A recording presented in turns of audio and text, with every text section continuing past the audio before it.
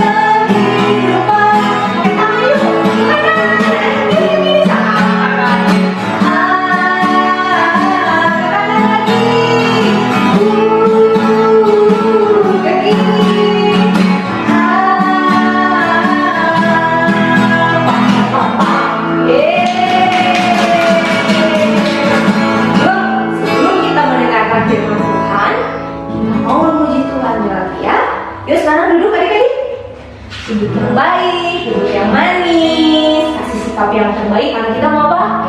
Ya, kita mau mendengarkan firman Tuhan. Yuk adik-adik, kita datang sama Tuhan. Kita katakan, Tuhan, Engkau sahabat kami Tuhan. Adik-adik harus bersyukur karena kita punya sahabat yang luar biasa. Kita punya sahabat yang hebat, yaitu Tuhan Yesus.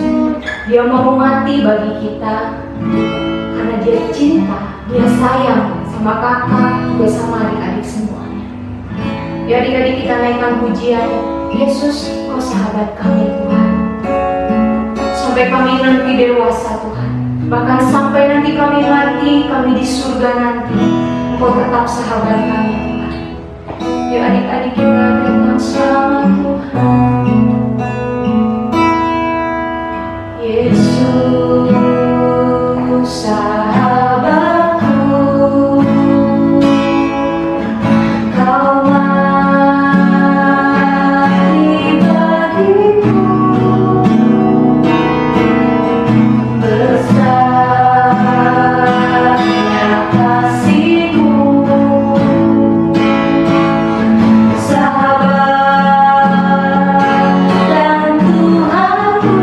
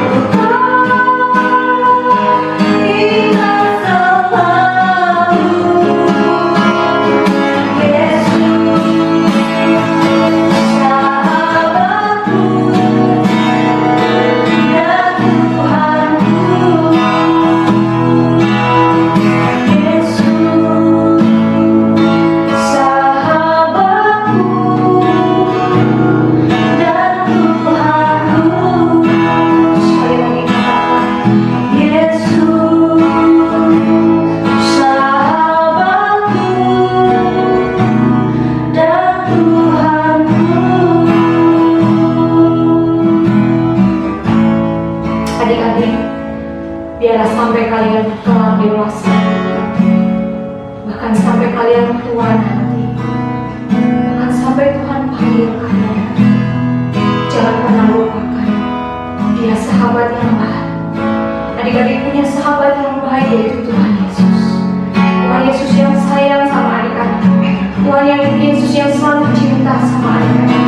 Tuhan Yesus yang akan selalu bersama-sama dengan adik-adik. Jangan pernah lupakan Dia, karena Dia sahabat yang baik. Tuhan, terima kasih. Terima kasih untuk kasih-Mu, untuk kebaikan-Mu bagi kami Tuhan. Juga juga bagi adik-adik kami Tuhan. Berkati Tuhan, sebentar kami mau mendengarkan firman-Mu.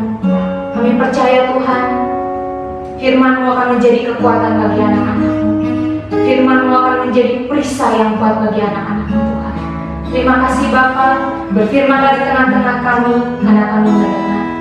Terima kasih Tuhan Yesus, di dalam nama Tuhan Yesus kami berdoa dan mengucap syukur. Haleluya. Amin.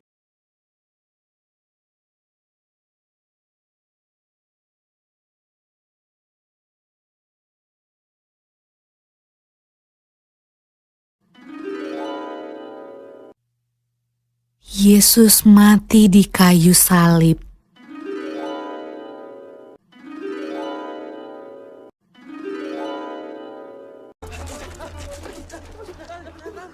Sesudah mereka menangkap Yesus, kemudian Yesus dibawa menghadap imam besar. Lalu semua imam kepala, tua-tua dan ahli Taurat berkumpul di situ. Imam-imam kepala, malah seluruh mahkamah agama mencari kesaksian terhadap Yesus supaya ia dapat dihukum mati. Tetapi mereka tidak memperolehnya. Banyak juga orang yang mengucapkan kesaksian palsu terhadap dia, tetapi kesaksian-kesaksian itu tidak sesuai yang satu dengan yang lain. Maka imam besar bangkit berdiri di tengah-tengah sidang dan bertanya kepada Yesus, katanya, "Tidakkah engkau memberi jawab atas tuduhan-tuduhan saksi-saksi ini terhadap engkau? Apakah engkau Mesias, anak dari yang terpuji?" Jawab Yesus, Akulah dia, dan kamu akan melihat anak manusia duduk di sebelah kanan yang maha kuasa, dan datang di tengah-tengah awan-awan di langit. Maka imam besar itu mengoyakkan pakaiannya dan berkata, "Untuk apa kita perlu saksi lagi? Kamu sudah mendengar hujatnya terhadap Allah. Bagaimana pendapat kamu?" Lalu dengan suara bulat mereka memutuskan bahwa dia harus dihukum mati. Pagi-pagi benar, mereka membelenggu Yesus, lalu membawanya dan menyerahkannya kepada Pilatus. Pilatus bertanya kepadanya, "Engkaukah raja orang Yahudi?" Jawab Yesus, Engkau sendiri mengatakannya. "Lihatlah betapa banyaknya tuduhan mereka terhadap engkau." Tetapi Yesus sama sekali tidak menjawab lagi, sehingga Pilatus merasa heran. Pilatus menjawab mereka dan bertanya, "Apakah kamu menghendaki supaya ku bebaskan raja orang Yahudi ini?" Maka mereka berteriak lagi, katanya, "Salibkanlah dia!" Lalu Pilatus berkata kepada mereka, "Tetapi kejahatan apakah yang telah dilakukannya?" namun mereka makin keras berteriak. "Salibkanlah dia!" Dan pada waktu itu, adalah seorang yang bernama Barabas. Mereka telah melakukan pembunuhan dalam pemberontakan. Dan oleh karena Pilatus ingin memuaskan hati orang banyak itu, ia membebaskan Barabas bagi mereka. Tetapi Yesus disesahnya, lalu diserahkannya untuk disalibkan. Mereka mengenakan jubah ungu kepadanya, menganyam sebuah mahkota duri dan menaruhnya di atas kepalanya. Kemudian mereka mulai memberi hormat kepadanya. Katanya, "Salam, hai raja orang Yahudi."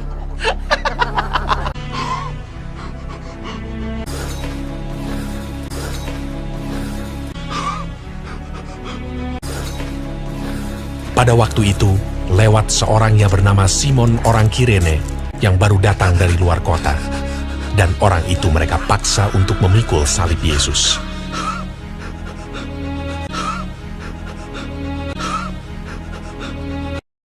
Mereka membawa Yesus ke tempat yang bernama Golgota, yang berarti tempat tengkorak.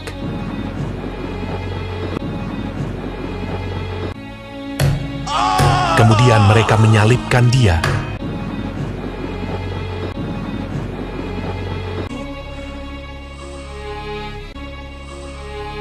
Hari jam 9 ketika ia disalibkan. Orang-orang yang lewat di sana menghujat dia, dan sambil menggelengkan kepala, mereka berkata, "Hai engkau yang mau merubuhkan bait suci dan mau membangunnya kembali dalam 3 hari, turunlah dari salib itu dan selamatkan dirimu Demikian juga imam-imam kepala bersama-sama ahli Taurat mengolok-olokkan dia di antara mereka sendiri, dan mereka berkata, Orang lain ia selamatkan, tetapi dirinya sendiri tidak dapat ia selamatkan. bersama dengan dia disalibkan 2 orang penyamun, seorang di sebelah kanannya dan seorang di sebelah kirinya. Bukankah engkau adalah Kristus? Selamatkanlah dirimu dan kami. Kita memang selayaknya dihukum, sebab kita menerima balasan yang setimpal dengan perbuatan kita. Tetapi orang ini tidak berbuat sesuatu yang salah. Yesus, ingatlah akan aku apabila engkau datang sebagai Raja. Kata Yesus kepadanya, Aku berkata kepadamu, sesungguhnya hari ini juga engkau akan ada bersama-sama dengan aku di dalam Firdaus. Pada jam 12, kegelapan meliputi seluruh daerah itu. Dan pada jam 3, berserulah Yesus,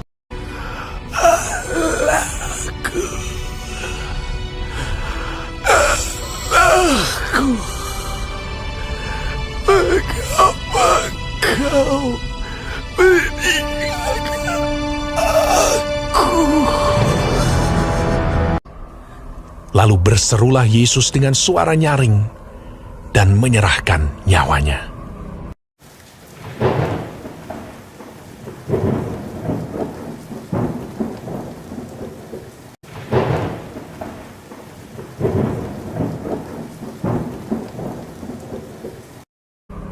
Ketika itu, tabir bait suci terbelah 2 dari atas sampai ke bawah. Waktu kepala pasukan yang berdiri berhadapan dengan dia melihat matinya demikian, berkatalah ia, Sungguh, orang ini adalah anak Allah. Yusuf, orang Arimatea, seorang anggota majelis besar yang terkemuka, memberanikan diri menghadap Pilatus dan meminta mayat Yesus. Lalu ia membaringkan dia di dalam kubur yang digali di dalam bukit batu. Kemudian digulingkannya sebuah batu ke pintu kubur itu. Oke adik-adik, sekarang tadi kata Karika hari ini adalah hari Jumat Agung. Nah, hari Jumat Agung itu hari tentang apa sih? Hari di mana kita semua orang-orang Kristen memperingati atau merayakan juga ya pokoknya kita memperingati lah tentang kematian Tuhan Yesus. Nah, adik-adik pasti pernah lihat ya gambar salib? Pernah ya? Nah, biasanya di gambar salib itu seperti tadi kita udah lihat dalam cerita, di situ kita lihat ada Tuhan Yesus juga disalib. Nah, waktu tadi Yesus disalib, adik-adik lihat keluar darah dari badannya, banyak banget ya adik-adik ya, dari kepala, dari badan, semua sampai ke ujung kaki. Nah, mungkin adik-adik bilang, kenapa sih Tuhan Yesus harus disalib? Kenapa sih Tuhan Yesus harus mati di kayu salib? Nah, kakak mau cerita. Jadi adik-adik begini, kenapa Tuhan Yesus harus mati di kayu salib? Itu semua karena dosa-dosa kita semua. Dosanya adik-adik, dosanya kakak, dan juga dosa semua orang. Dosa itu apa ya? Ada yang tahu nggak adik-adik dosa itu apa? Nah, dosa itu ialah perbuatan-perbuatan atau hal-hal yang salah yang kita lakukan, yang tidak sesuai atau tidak seperti yang Alkitab bilang. Misal, kita bilang supaya kita harus hormat sama orang tua, harus taat sama orang tua. Nah, waktu adik-adik melawan orang tua, nah itu namanya dosa. Contoh lagi, apalagi ya? Firman Tuhan bilang kita harus saling mengasihi. Nah, satu kali kemarin nih lagi di rumah, siapa yang pernah jahilin adiknya atau pukul kokonya atau cicinya? Nah, itu juga saya bukan. Kalau pukul saya bukan, itu juga dosa. Nah, adik-adik, waktu kita melakukan dosa dan dosa dan dosa, harusnya firman Tuhan katakan upah dosa ialah maut. Harusnya adik-adik waktu kita melakukan dosa, kita itu mati. Ya, tapi adik-adik Tuhan Yesus itu sayang sekali sama kita semua. Sekali lagi ya, kakak mau bilang Tuhan Yesus itu sayang sekali sama adik-adik semua, juga sama kakak, juga sama semua orang di dunia ini. Jadi apa yang Tuhan Yesus lakukan? Dia mau mati buat kita. Jadi harusnya adik-adik yang mati, tapi Tuhan Yesus mau gantikan supaya Tuhan Yesus yang mati, supaya adik-adik semua tidak mati. Masih bingung? Oke, kakak mau cerita ya. Dulu ceritanya ada 2 anak kembar. Kalau kembar tuh mukanya sama ya. Jadi ini kembar yang mukanya sama. Nah, 2 anak kembar ini, yang satu dia jadi hakim, yang satu dia jadi penjahat. Ya, nah satu kali si penjahat ini ketangkep, kemudian dimasukin ke penjara. Nah, penjahat ini ceritanya akan dihukum mati. Dihukum mati itu artinya dia bakal dibunuh karena dia jahat banget ya adik-adik. Tapi satu malam tiba-tiba sang hakim, yaitu kembarannya juga, itu datang ke penjara itu.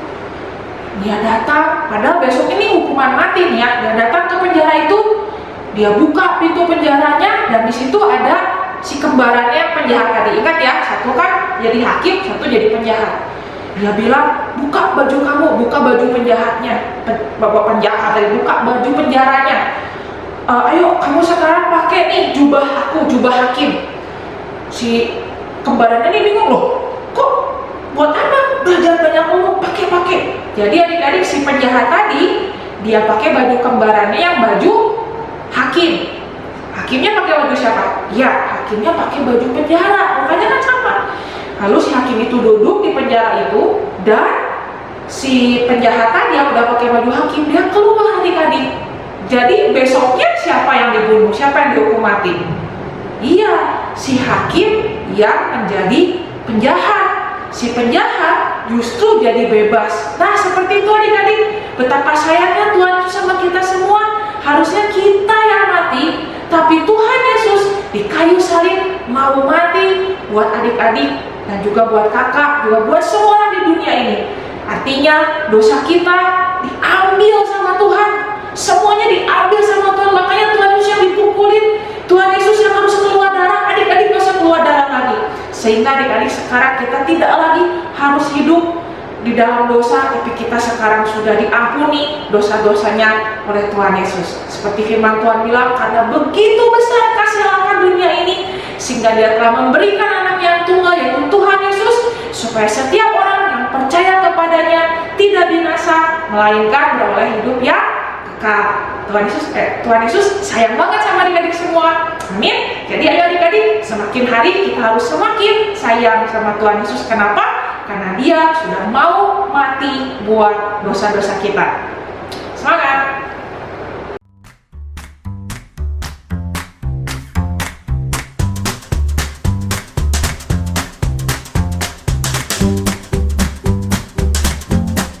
Adik-adik, sekarang kita akan praktek sebuah simulasi. Ya, di sini ada 3 gelas. Ini ceritanya aku dan kamu. Gelas ini, ya. Ini aku dan kamu, dan ini yang coklat ini, yang hitam kotor ini melambangkan dosa. Dan yang ini ceritanya Tuhan Yesus, ya. Nah, waktu itu kita itu semuanya manusia itu berdosa, ya. Karena dosa hidup kita jadi apa adik-adik? Jadi kotor. Yang tadinya bersih, tapi karena dosa, mungkin karena suka bohong, suka melawan orang tua, suka bentak-bentak orang tua, suka nyontek, itu karena dosa. Dan kita itu nggak bisa membersihkan diri kita sendiri. Kita nggak bisa lepas dari dosa. Siapa yang bisa menolong kita lepas dari dosa? Itu adalah Tuhan Yesus. Ya, waktu hidup kita terima Tuhan Yesus dan Tuhan menjadi Tuhan juga penolong dan Raja dalam hidup kita. Apa yang terjadi adik-adik? Nah, hidup kita jadi apa? Jadi bersih kembali dari dosa. Itu semua karena siapa? Karena Tuhan Yesus. Kenapa cuma Tuhan Yesus yang bisa menyelamatkan kita dari dosa? Karena dosa itu tidak berkuasa sama Tuhan Yesus. Tuhan Yesus itu Allah yang hebat. Kita buktikan adik-adik ya. Tuhan tidak berdosa. Nah, ya. Tuhan tetap bersih karena Tuhan hebat. Dia Allah yang luar biasa. Yang berkati. kita udah banyak belajar ya tentang Tuhan Yesus yang udah mati di salib. Dan tadi juga masih ingat simulasi yang sama Cerika udah bagiin. Ya luar biasa ya, hebat banget Tuhan Yesus itu. Dia bisa membuat kita yang berdosa ini, yang tadi itu udah kotor, tapi oleh karena pengorbanan Yesus di kayu salib, kita jadi putih dan jadi bersih lagi. Jadi ayo sama-sama tadi katakan di rumah, Tuhan Yesus itu hebat. 1, 2, 3. Tuhan Yesus itu hebat. Nah, adik-adik, buat ayat hafalan hari ini itu masih tetap sama dengan yang tanggal 5 kemarin. Ayo, masih ingat nggak apa? Ya, Filipi 4 ayat 4. Bersukacitalah senantiasa di dalam Tuhan. Sekali lagi, kukatakan bersukacitalah. Nah, jangan lupa ya, nanti kirimin videonya sama kakak-kakak supaya kita bisa lihat kalau adik-adik udah hafal ayat hafalannya. Nah, yuk sekarang kita berdoa ya. Tuhan, terima kasih buat ibadah kami hari ini. Terima kasih Tuhan buat cintanya Tuhan yang luar biasa buat kami semua. Tuhan Yesus sudah mau mati di kayu salib buat kami, dan kami sungguh sangat bersyukur karena Tuhan Yesus begitu sayang buat kami semua. Terima kasih Tuhan Yesus untuk pengorbanan-Mu sehingga dosa kami, hidup kami yang tadinya kotor, tapi oleh darah Tuhan Yesus menjadi putih dan menjadi suci kembali. Terima kasih Tuhan buat ibadah kami hari ini. Berkati Papa, Mama, dan semua Tuhan keluarga kami, biar mereka juga boleh sama-sama menerima sukacita di hari Jumat Agung ini. Terima kasih Tuhan Yesus. Di dalam nama Tuhan Yesus kami berdoa. Haleluya. Amin. Oke adik-adik semua, tetap semangat ya. Tuhan Yesus memberkati.